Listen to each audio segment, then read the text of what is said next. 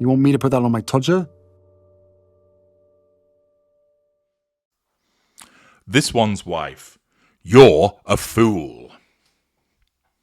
Hello, I'm HG Tudor.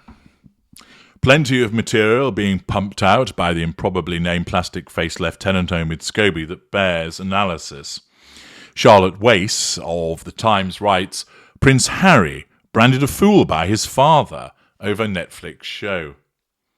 The King is said to have referred to the Duke of Sussex as that fool and rejected the chance of a meeting after his youngest son made a series of claims against the royal family in the Netflix documentary series Harry and This One's Wife. Now, this is what Omid Scobie is claiming. It might not have happened, and therefore there is a revision of history. Alternatively, the King may well have referred to the Duke of Sussex as that fool. After all, he is a quarter wit, and the King isn't beyond utilising an insult to refer to his son for the purposes of belittlement in order to gain control over him. Of course, a narcissist will also utilise the truth, and it's evident that the Duke of Sussex has been a fool, and therefore his father does not hold back from describing him as such. None of the royal family has commented on the content of the series Harry and This One's Wife, which was broadcast last year. From the point of view of the King and Queen Camilla, this is staying in a position of withdrawal for the purpose of nullifying the threat to control that the series posed. For William and for Catherine, the maintenance of no contact so as not to be affected by the behaviour of the narcissist. In one episode, Harry claimed there was a huge level of unconscious bias in the royal family and added, "It is actually no one's fault. But once it has been pointed out, you then need to make it right," which, of course, who is it who has pointed this out to him? His handler, the narcissist. He also said that members of the royal family asked why the Duchess of Sussex should get special treatment and be protected when the couple raised concerns about her treatment by the media. The claim is said to have been made in a new book, Bell Endgame, by the royal author, the improbably named plastic-faced Lieutenant Omid Scobie, according to the Super Soaraway's Son. Scobie is said to have written that an aide said the show took the wind out of everyone's sails. The King went from not wanting to talk about his son to openly criticising that fool. It is understood that the Son had been referring to an extract from an English version of the book, but other claims have been published based on reported excerpts in Paris Match. They include suggestions that the King ignored a request for a meeting from Harry and told an assistant to say he was overworked. If true, nullification of threat to control by staying in a position of withdrawal and deflection through a claim of being overworked. The French magazine said Scobie, 42, also quotes a close friend of the Sussexes, called This One's Wife, one would imagine, who claims that the Princess of Wales spent more time talking about This One's Wife than with This One's Wife, which of course is something that This One's Wife would want. She wants to be talked about. She wants the nemesis to be envious of her, and therefore has to smear her in order to gain control over her by suggesting that the Princess of Wales is this envious nobody. At the weekend, Scobie told the BBC that it has been hugely frustrating to watch news outlets run articles based on poorly translated snippets from a French serialisation of Bell Endgame. Speculation over the level of detail in the book had led the Sussexes to deny any involvement. Denial, the first line of the twin lines of the narcissistic defence, although the Duchess later admitted to providing briefing notes for an aide before his meeting with the authors. Revision of history. In an interview with the Sunday Times this weekend, Scobie said the Duchess had made no contribution to Bell Endgame and was not interviewed.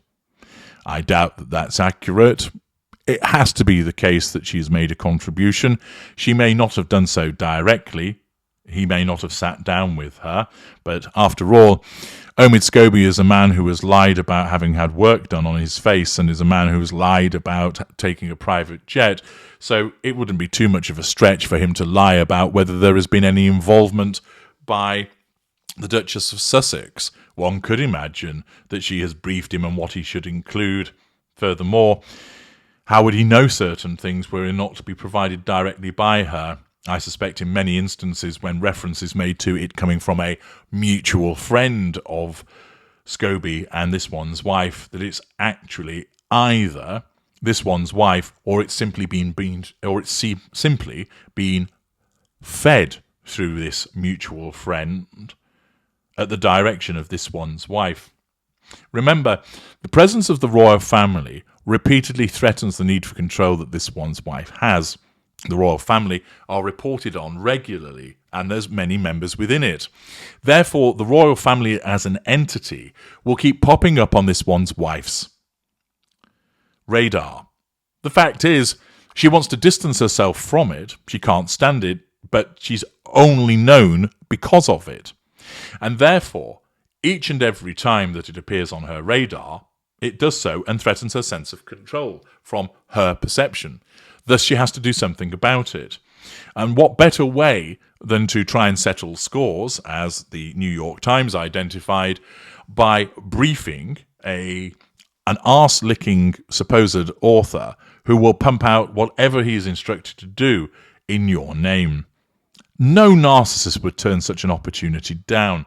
Having a willing propaganda machine that's going to write a book that will put you in a good light, that will show you as a wonderful, caring human being and the victim of chicanery and skullduggery, whilst also firing the bullets that you hand to him, is a narcissist's wet dream.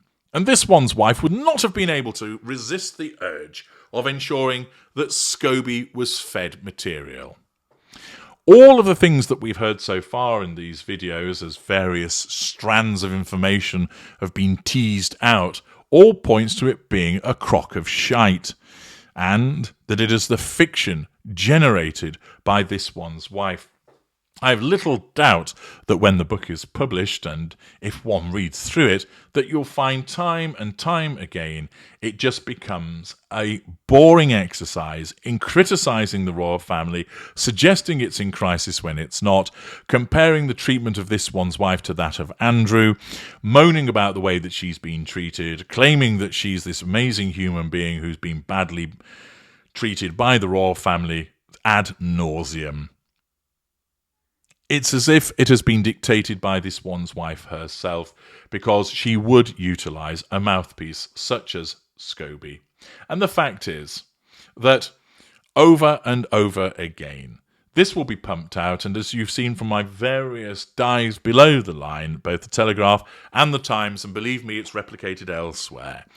Nobody believes Scobie, nobody accepts what he has to say, and nobody is conned to think that this one's wife has not had an involvement in it.